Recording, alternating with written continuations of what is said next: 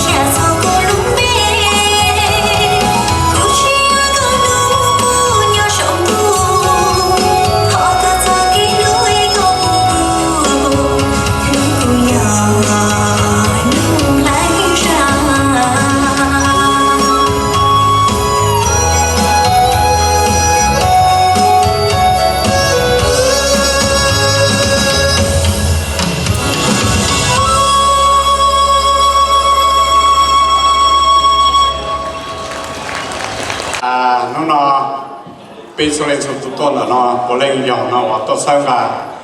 ประธานนิยมลูกกงเชงเนี่ยลูกไม่หมอนะลูกเชื่อต่อไอ้กูเราขนาดไอ้กูยอกูชิมาชีได้ชิมากูรอวันนี้ฉันเลยชอบจะตัวนี้ตัวเจตัวเราจะจ่อว่าบ้านเนี่ยบ้านเสียตัวป้าเยอะจะตัวเชิงป้าเยอะประธานจ่อว่าตัวจะตัวเชิงรู้จักเสร็จแล้วก็จบนะจะบ้านเนี่ยต่อลิจ่าตัวเราพูดจะอีดอนมาสอลิจ่าเราวันนี้ฉันเลยจบมาตัวบ้านเชียจีปูเรายังว่าจบตัวว่าเข้าลือกูเตะกูเตอตัวเอจงเอต่อเราตัวจัดรู้ว่าจงคิดเตะนะก็รงเก้าเราวันนี้ฉันเลยจบเดี๋ยวกันนะมูประธานลีเสียเชียตัดสินกูอยู่ให้ลูกเช่าเชีย参见了也知道个，前年之后，个对年那规律个那个的，阿姆巴萨，莫那个我，trong那就被多参见了，正也知道个在阿姆这嘛，干到自己干干的那也知道手里正有进他，前年之后的。cái tự nhiên nó như chịu quy định có được các một là chỉ cái tua và trong nó trong hậu cái sữa để tôi sẽ công trạng không được có thế nhiên nó chẳng như chịu được có các một trở tề cái tự nhiên nó như chịu gì yêu sữa thì chẳng một gì dễ chùa linh thế sự như dễ khó thì khó sự như chùa tôi là chỉ cái chùa đó là chỉ câu là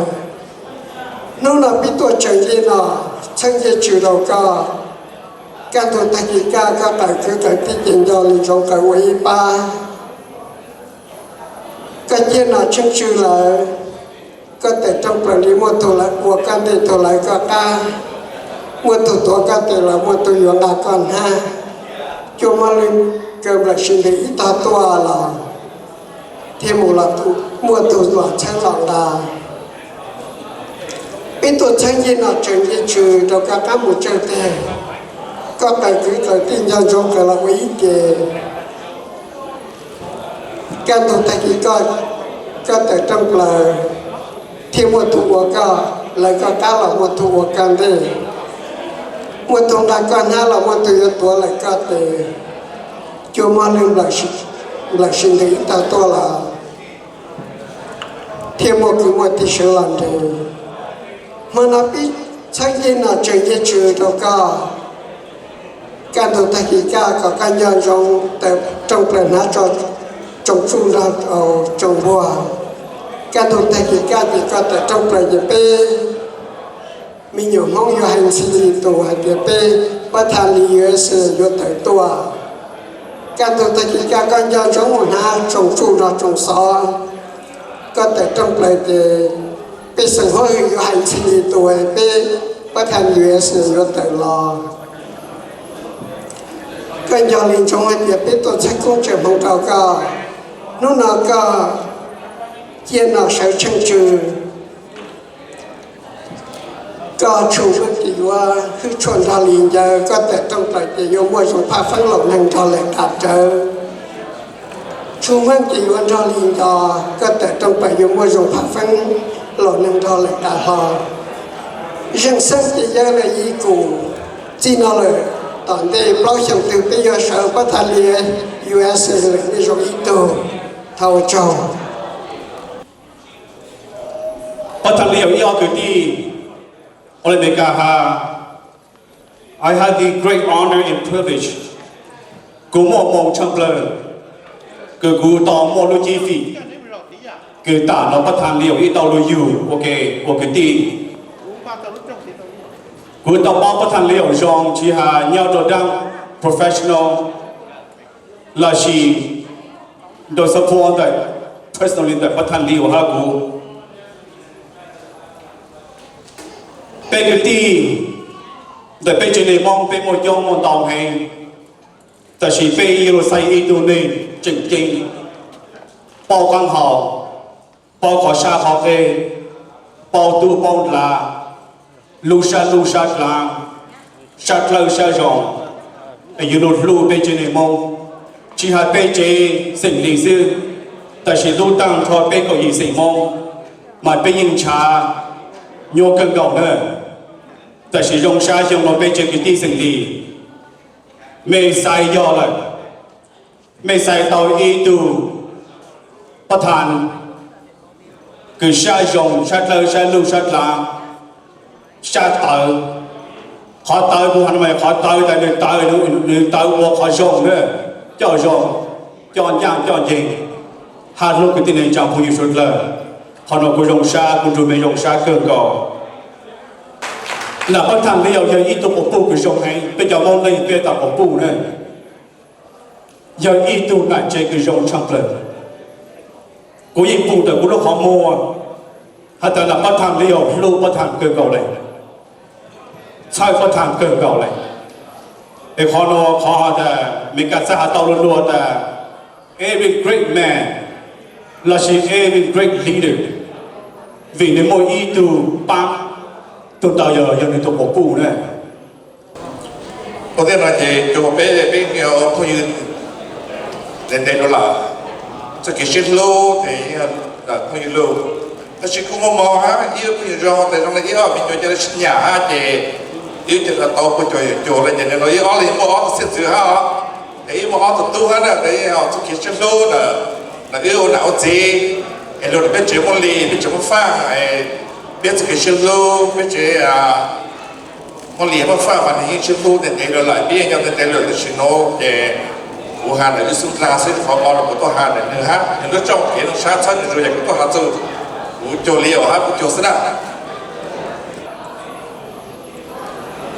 có cái như bù ta thằng bù bao lúc coi như bố bị sử dụng ha có như trong cái này luôn trong này thuộc từ là mìnhจะbao bắt thang liều nên cũng như từ Sacramento former president Joe Biden Sacramento bao nhiêu nên lúc cho tao intern thì cho tao rong thì bộ tao đang cho có gì xảy nhau Sacramento lúc xuyên lô xuyên ba lúc nhà họ cho biết cho tao to là chưa chăng là chỉ mà lúc sợ xong thì cho họ đã thì thằng tao rong thì bộ có gì xảy cái nhau bây giờ mau nhau Sacramento lúc xuyên ba chỉ ta họ này chỉ cho số lá số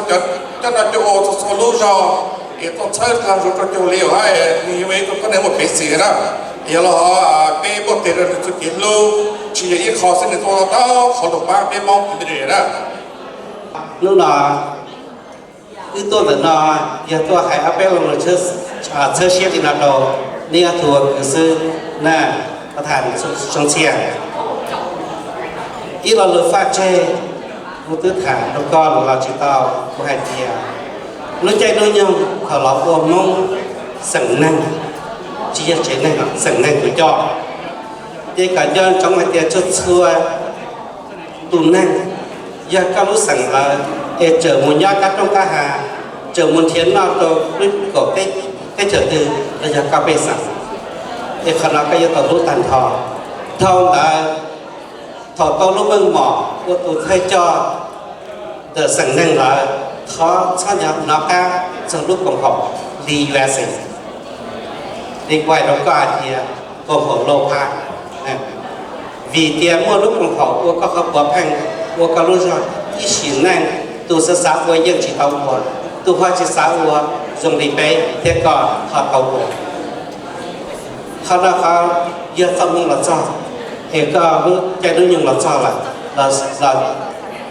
là khiến lúc công học khu rồi cho cái gì là lúc sẽ đạt lúc công học đi USA giờ các học bậc hành giờ muốn giữ chế cho con thế các lúc con lúc bé các lúc mình mỏ giờ muốn giữ chế cho chế mong đi lúc sẽ luôn giữ một cả ta ý sĩ năng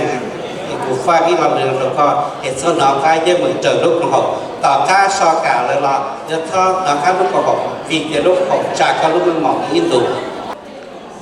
lúc xí hơn có là cho cứ cho tì nên tao mua cái công ty rồi lúc sen có họ leadership thì là strong giờ lên nó bắt đầu dùng xe của tôi sợ phải nó sợ tỷ chơi tỷ mua để tiền lúc nó có là cho trên mông lì rồi có giờ cho của trên nền trà mông lì một ý câu chùa có một giờ lúc họp tiền giờ lên nó lúc nào của tôi thâu có rồi của bỏ hạt tiền ý tụ thâu nâng cho đi có cho mua chờ bây giờ thâu nâng cho ý bát bờ nâng là ý chua cái gì là ý lúc gì lúc đó you are chủ mua leadership you are too strong for your leadership you are chủ mua phát triển chỉ sẽ tàu đến khác giờ lên là cũng bỏ tiền liều giờ tụ qua tàu khó của hai nó là qua tê đồng xe cho nên rồi nó mua chờ timing nào lúc chạy nào giờ lúc chạy còn lúc chạy nào lúc chạy lúc nhiều rồi cổ xa xanh có sẽ được một cái sự hỗ trợ một cái sự luôn thâu chỉ mong luôn năng cho có leadership còn muốn đi sang nó vì cái giới tôi leadership của bỏ thì có tàu tàu nhà ta chỉ có chỉ tàu cho chạy giờ nó cụ tháp của có cho cái cho nó cho vừa cú bỏ bây giờ nay một chỗ có thể chờ đây nay một chi cái tiếng chờ một chi cứ chỉ đi nhau chỗ là khó nay constantly một ba cái tiếng chờ một ba paper giàu cái đi sẽ là nhau chỗ là khó sometimes I kind of wonder that nay bữa mua whole full time okay well you guys all over the place okay chỉ cái tiếng chờ it's so sad đó có không yêu nhau ở qua hồ mà nhau họ chờ I wonder okay are you guys retired that's she nên mày cho cái ba cái tiếng trả ba cái chuyện này để họ full time job ấy đó một cái số thì mà bị kia thì cũng hậu nó bị sinh nhật sinh nhật bị một bị part time volunteer làm ba bị chuyện này ba chuyện công lý ba chuyện sẽ được sometimes we can think about ông nhận gì hãy cho in cái lùเลยcho lâu nên sẽ hãy cái lù hạt tiền chỉ tàu tụ cho chắc được tua rồi lo nhà lù hắn nhá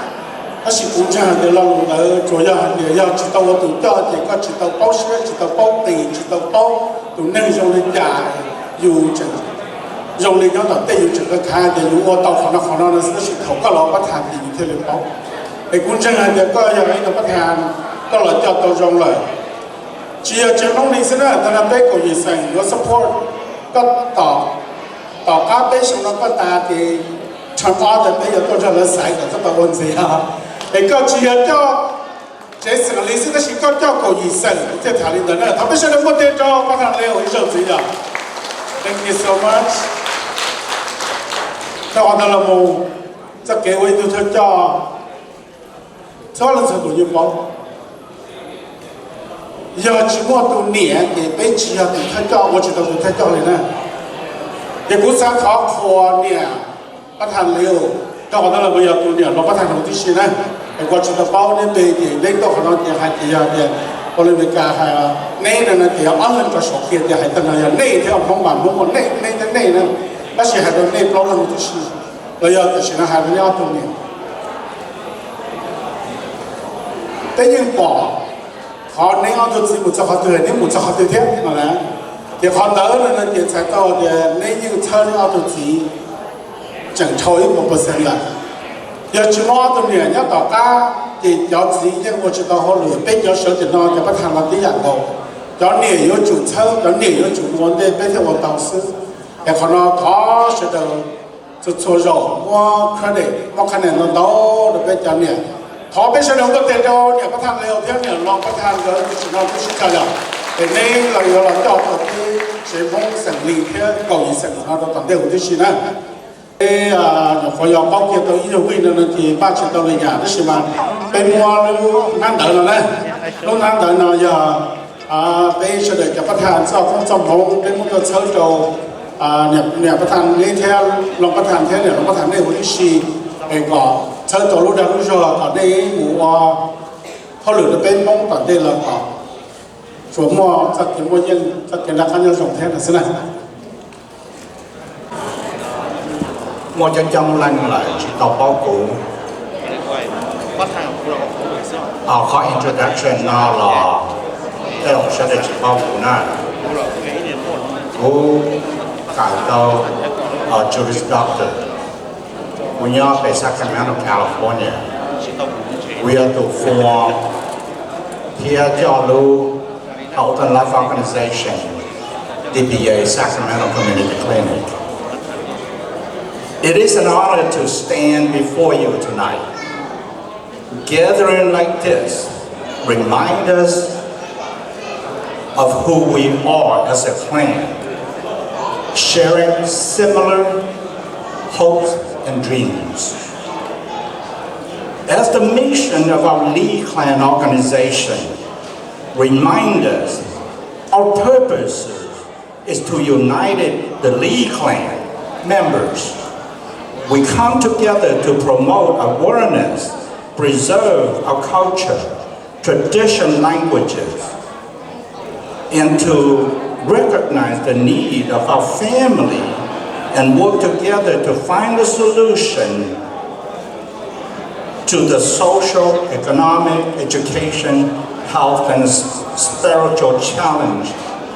facing our family. Guided by this mission, I want to speak tonight about opportunity. Opportunities will come to us and to our children, but whether they succeed depends on how the encouragement we prepare to give them today. Preserving our languages and culture and addressing social and economic challenges are not separate goals, but are rather connected.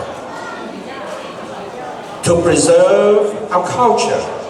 we must prepare our children to succeed in school, their career, and in life. This is when the opportunity arises, they are equipped to carry our tradition forward with strength and pride. We know our community faces challenges. Across the Hmong population in the United States, we often see lower income, fewer higher educational degrees, and limited access to healthcare. These struggles are part of the reality, but they do not have to define our future. Other communities have faced challenges and rises by preparing their children and seizing opportunities. For example, many Indian families come to America with a plan to educate their children, build professional skills, and invest in businesses. Today, their success is visible in medicine, law, technology, and leadership in the global companies. The lesson for us is clear. Without preparation, opportunity will pass us by. With preparation, even the smallest spark of encouragement can tie up the path to success.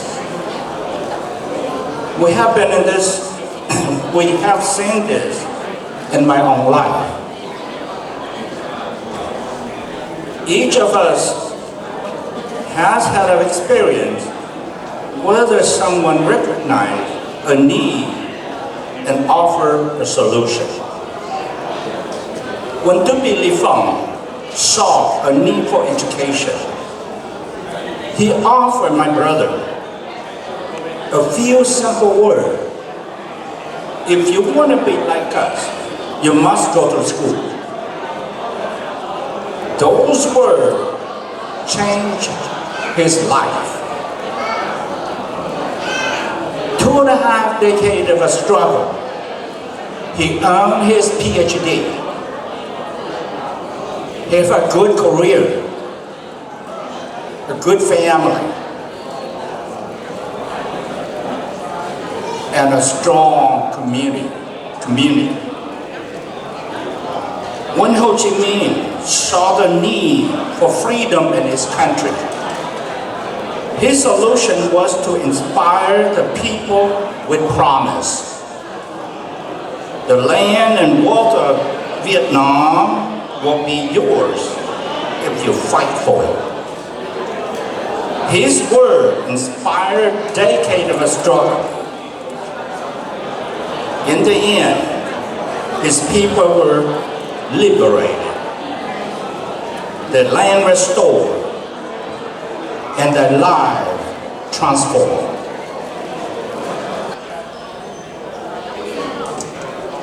Ngày mới thẳng gì nó, ya cú thọ phùa, phát triển không chia, thiên địa phát triển, do trộn tàn đó này cho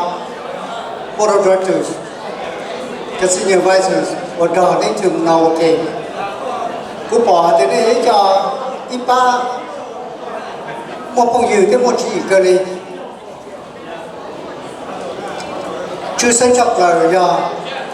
tàn trong xanh kia để thành nên giờ ở thủ thời của cho ít ba rất nhiều là đều cảm thì kia bây giờ của cái chủ cái chế cũng đi chưa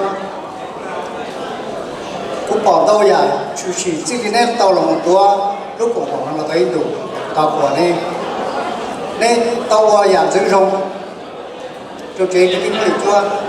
không là lúc tới chiều tất cả nó họ nên tôi giảm giữ ở đây của tàu là để có sao của nên là giờ nên mua lúc xuyên đâu thêm xuyên rồi nên bao lúc sau nên cho cái tiền hay thổi lên cái hay cho cái bản cho nên tôi muốn tàu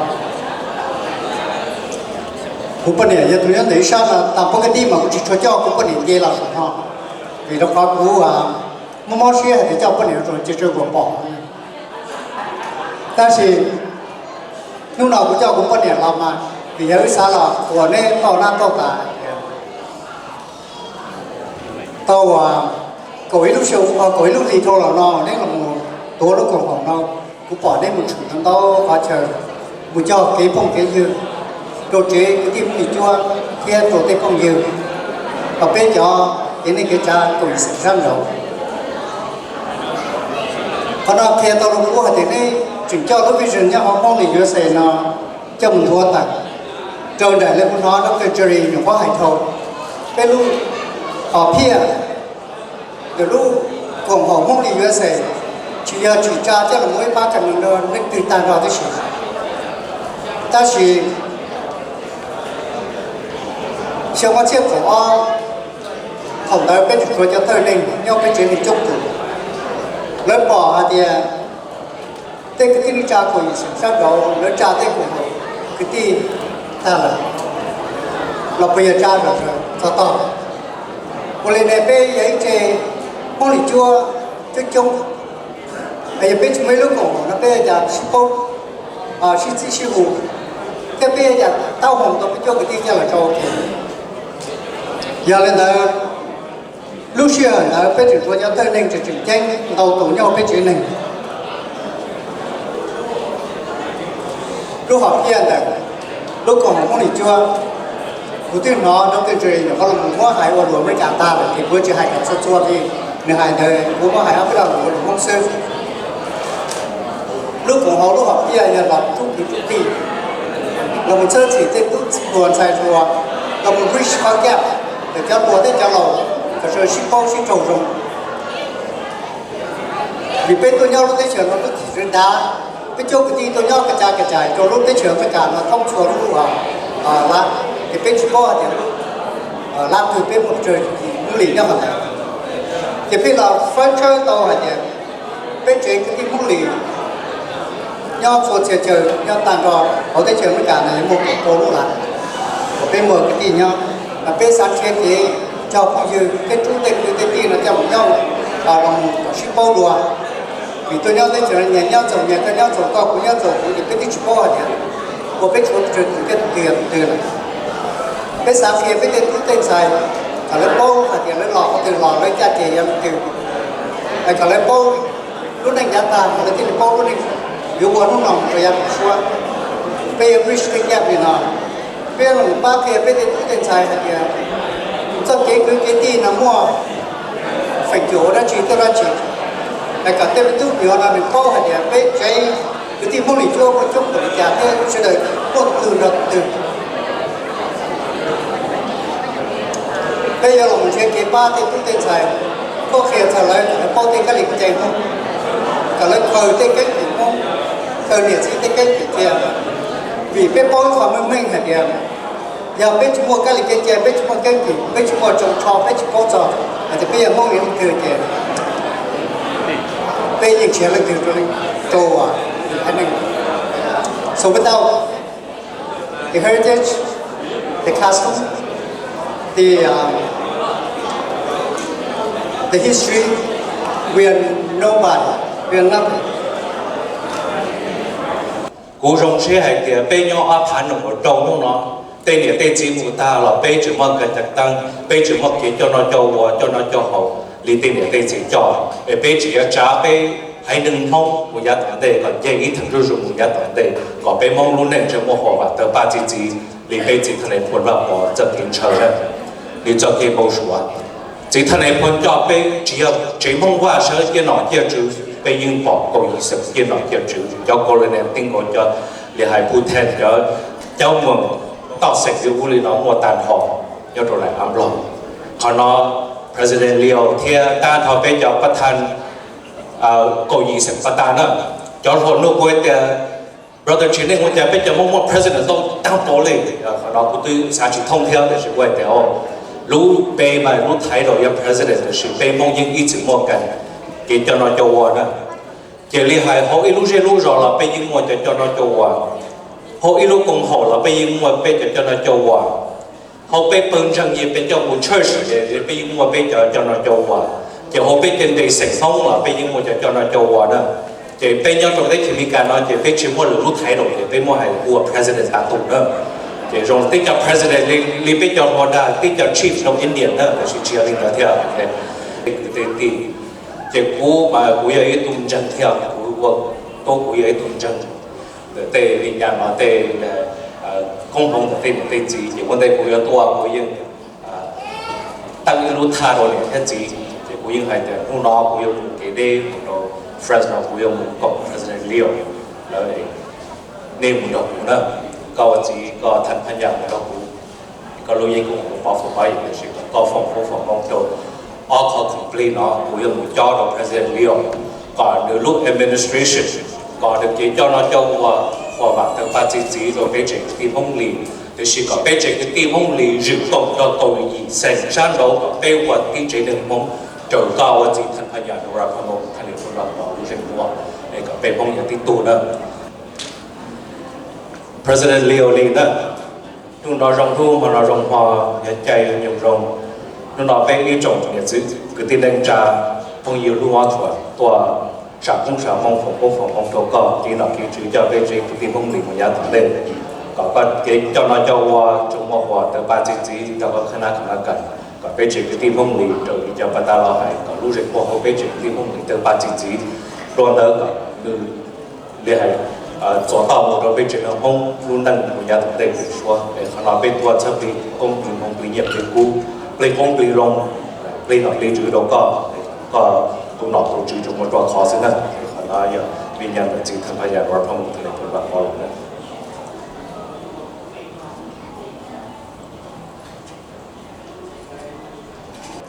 要别的大西了呢，你只要在被这上。và cho quỷ sừng mọi ý phần nè thổ chức chống thì sợ trời như chỉ là nhau kèo vậy này cho nó cho bò là chú lò cái gì nhua nè and we are growing in number thổ ý trên đừng lo rù rồi nè thổ trên đừng lo rù rồi là nè thì người đó chỉ nhau kèo người chạy bò nè đúng không nhỉ? Ok, vậy người chạy bò nè, we are more independent. Vậy cả sự nó mà giờ vì hiện tại cái sợ đời nó nhiều mua nhiều cứ tốn nó tao hồ đó, thế chỉ tại nó nhiều cho nhiều như là vậy có hạt thu chứng long của có chứng long nè, vậy khó bé chỉ xả lọt chi dễ nè, chỉ do lên nó là nó, cho nó giống bé sợi cho lúa ra chiều cho đó. Họ nói rằng là we are broken, but we are separated. Okay, they say we are not broken, but we are separated. Bé chỉ tơ nè, tại sao nó là bé chỉ xin bé chỉ xin tàu bé chỉ tới gì? Bây giờ cái gì luôn chủ đây chứ chủ nè, thế cái cái gì nó luôn trải ở nhà rồi nên cho nó cho họ lỡ giờ chạy bỏ lỡ chỉ sao là cổng này lỡ chỉ lỡ sai chỗ của họ là chỉ chừng giờ đi nó đó do vì lỡ là cái hướng cái ship ba cái công tệ เขาเราอยากจะไปสังขารแต่เราปราบเขาเราเน่เนาะcái giờ giờ cái xin lu cái xin ba cái công tệ nó này thế cụ thế cái mà cái hạt sống số một但是要给18呢，能当个人家呢，那都写了，那这给18来，哎，18呢要去，也老害了呢。这给是路那着，这给是路要晒到配合速度，只还都让了都只让，这要都只么 status， 老百姓要。主路，哎，天气大了呢，只还搞不大，当嘛人我就后来都也出家个时候，是那个都出家了，要都那闹中国高要出家啥，那是好子都要出家了，头了我也不闹了，之后不出家了，要出家都行啊，哎。để từ trong này là giờ bé mua nó mua hậu bé đứa chủ phụ nữ và cho bé nó bé học giờ thì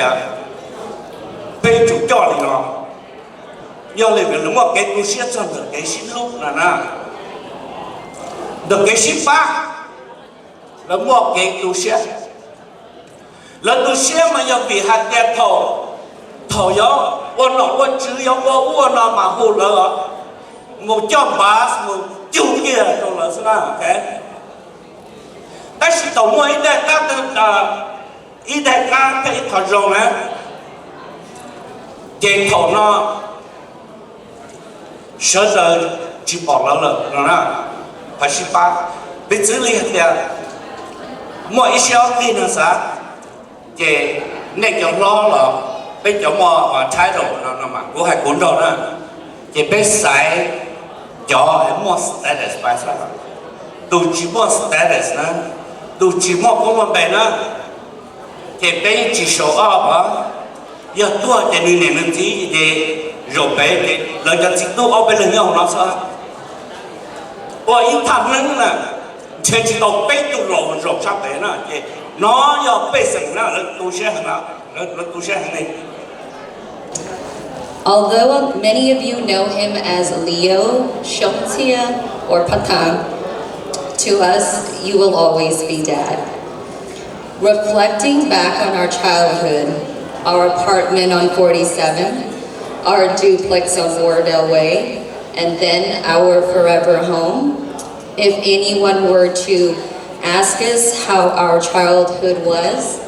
we would honestly say we had everything we needed. Not because of material things, but because of the love, the time, and the effort you poured into us.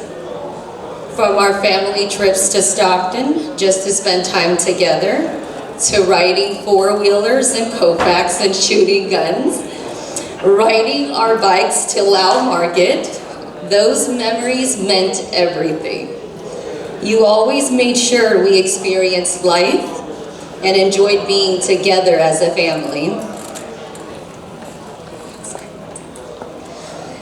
And on top of that, we always still had the newest toys and the newest Jordans. Even after a long day of work and school, you still made time to dance with us in the living room with our broom guitars, turning ordinary moments into some of the best memories that our lives will carry forever.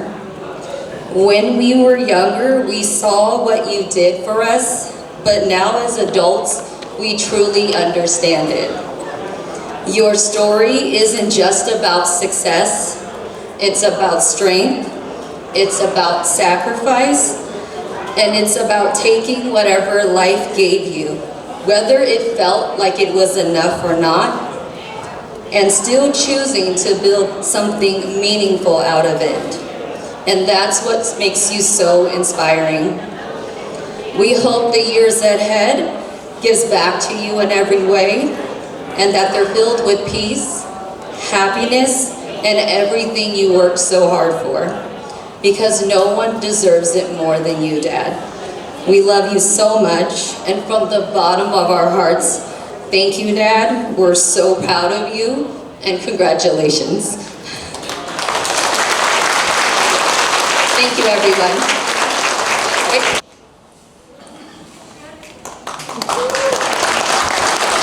Trả phòng thế nhá trả phòng đó một lúc facility nó bố đó ư tô họ nó bị nhà tiệp bé trong mong lì tiệp bé tô đó mong lì chế nữa thì qua cho đó nhá theo trả phòng họ nên thấy lúc xưa đâu bao cái nên lúc chế cho ông cổ ư tô bà promote đó mong lì USA cho họ nó thao đó ngô và thằng dân gì à thế thì nhá dân gì à nếu họ từ sở sẽ giờ Go y'all to do all the decoration here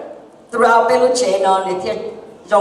the all the chair, table, everything decorating. Jongo chapter da be. Vashu, tinya vashu. Thane shao na ya.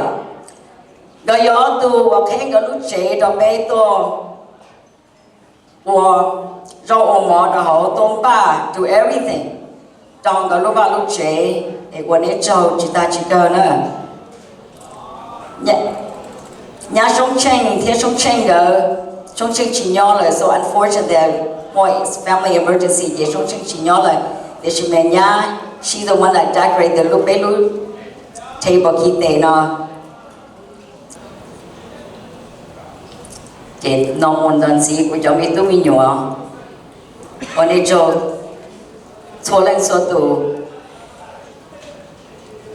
anytime that Dad and I gotta take on any task, or we never did it alone. We always have family discussions prior to accepting or moving forward to any job that we gotta take upon. So we will make sure that our kid we get the support on the so that Dad and I can do our job properly. Love survey, chế mong lì, bé chế cầu y sạch, bé chế mong thông the 52 state and what của chúng mình tụi mình cho được job. Best, this mà lúc xí hàng này giờ là lúc để đồ cùi cho ổn định chấp lần này thì đặt cái hơi bó nè, đặt cái hơi bó giờ biết các thứ từ president of only USA.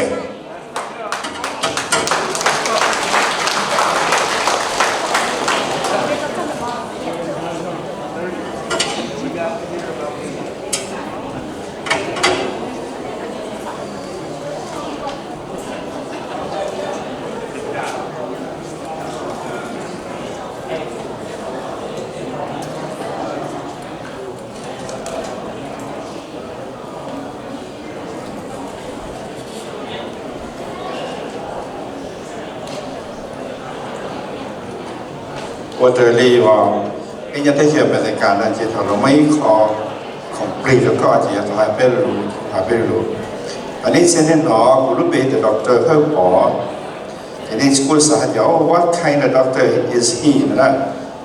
Which is a medical doctor, which is an education doctor, because she will be a software engineer.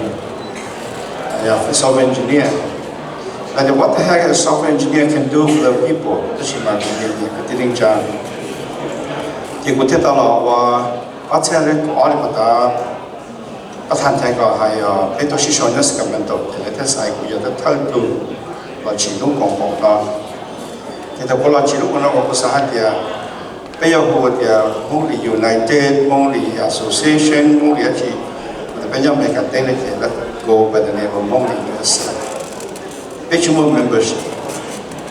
every Mongli is a citizen of Mongli USA. Còn đây có philosophy. Một cái philosophy nó là America hay gì? America chỉ lúc tiếp theo nó nếu mà ecology thống là thế nào? 300 years they still not changing. It's a dollar bill. It's still the same color. Everything look the same. That is a symbol of America. What we only have to carry on. Secondly, every president on the inauguration day, former president came to attend that day. If it in the here,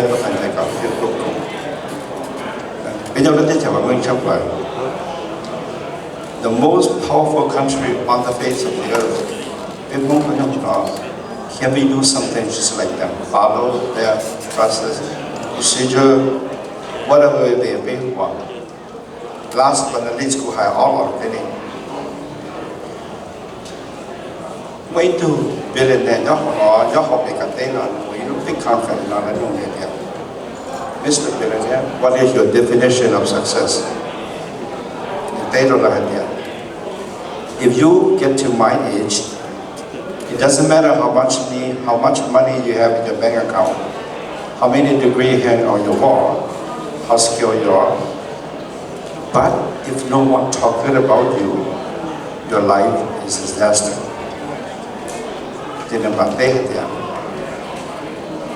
Your success defined based on how many people love you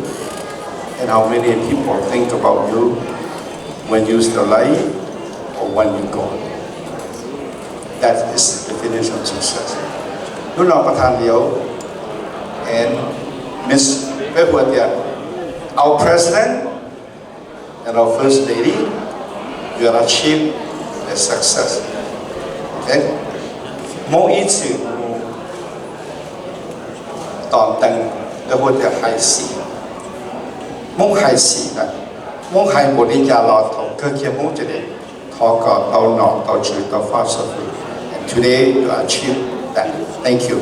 for the wonderful medal for both of us. Good job. What is your doctor help?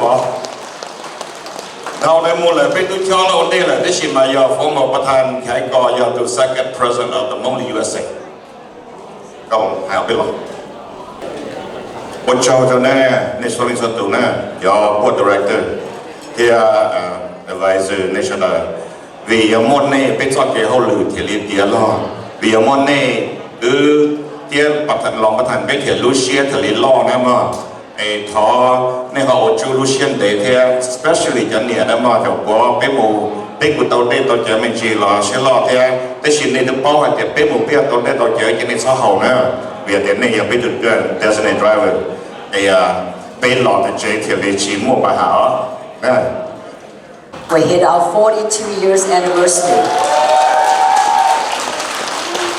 I married this man. So you want it now? You go to guardians, you sign all my paper for school. You say good I permit, my license. You sign all my school papers. You go to guardians and my spouse. I see this man through his high and also through his lowest. Leo, he's no different than his father. One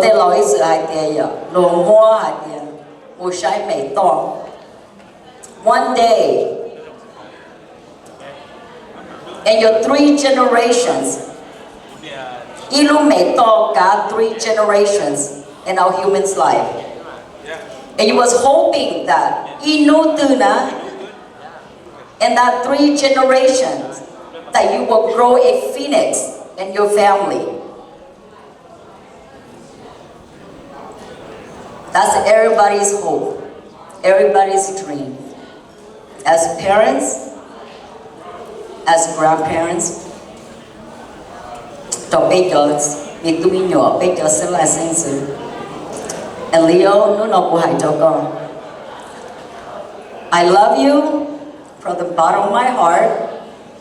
I will be here, stand by you till eternity. I will do everything in my power to help you, to support you.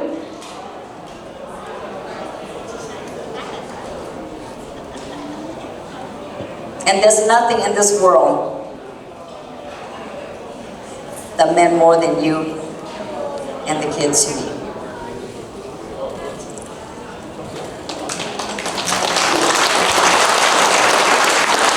Leo, he's a very honest person. He's loyal. He's transparency. He be truthful.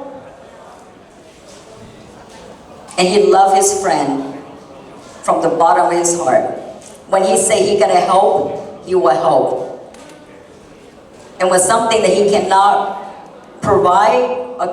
can't do it, he will say flatly that I cannot do it.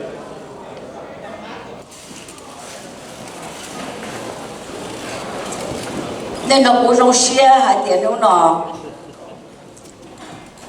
Nên chế mong lì sai đầu. Cô tụi chị tụi ngờ. Rồi cho nên chế mong lì. Thì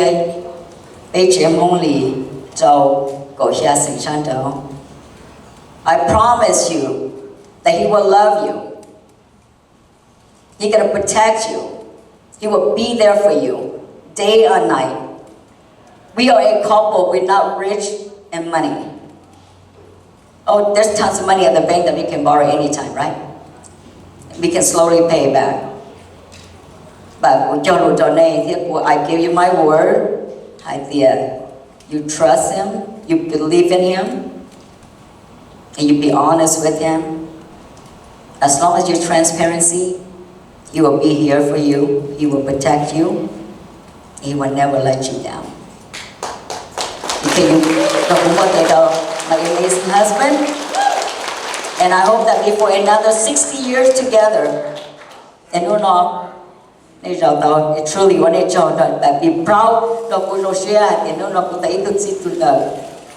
your lopane chemong, pay chemong, pay chasing Lee, Belto, or Shashin Sando, I think of pay the unity. What's your name? A critical message tonight will talk with Dr. Vince. This is a message you got wrote. I haven't seen it. I haven't read it. Can you come please read it for me? So, good evening everyone. I just want to provide some more background before I read what I have listed here. So, my name is Dr. Vincent Liu, and I've had the pleasure of knowing Leo for about 2 years now. And that's because I started to date his lovely daughter Paris about 2 years ago. And when I was first introduced to her parents, I was really scared because I'm Chinese and Vietnamese. And Paris always told me that we weren't sure if this was going to work. But from the moment I met her parents, they just welcomed me with open arms and loved me so much as their own son. And that just really meant a lot to me because I didn't grow up with a father. And we have this event today, and we wanted to celebrate him because in just 2 years, he's been such a role model, not only as a father, but as a leader. So we got him this custom suit, and we engraved it on the back. So what it says is, to a great leader and father, with love, Vincent and Paris.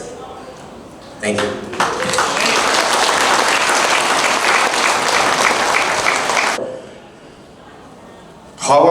Mainly, particularly with administration, my vision is to promote education. And promote education is our future. Nurture our youth is mean that we have future leaders. And that is my theme, that is my goal, and that is my vision.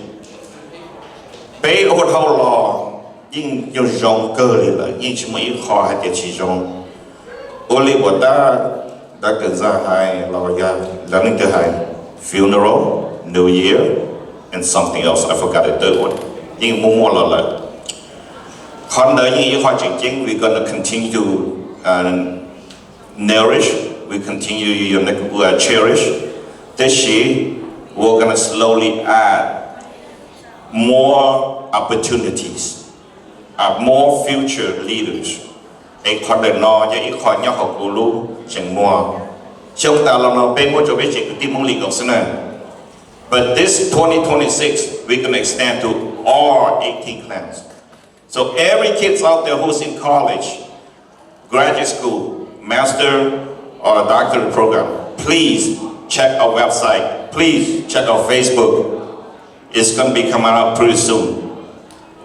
And only the best score going to win. Cause score, no matter best score, we have third party that have no affiliation with Mongli USA or a low score. Rethink about it. So that's who we are. A no who don't share their low vision, then not they promote education or they promote friendship, cohesive, understand each other, work with each other. A no who look up here in the talker no who watch out that make your door day to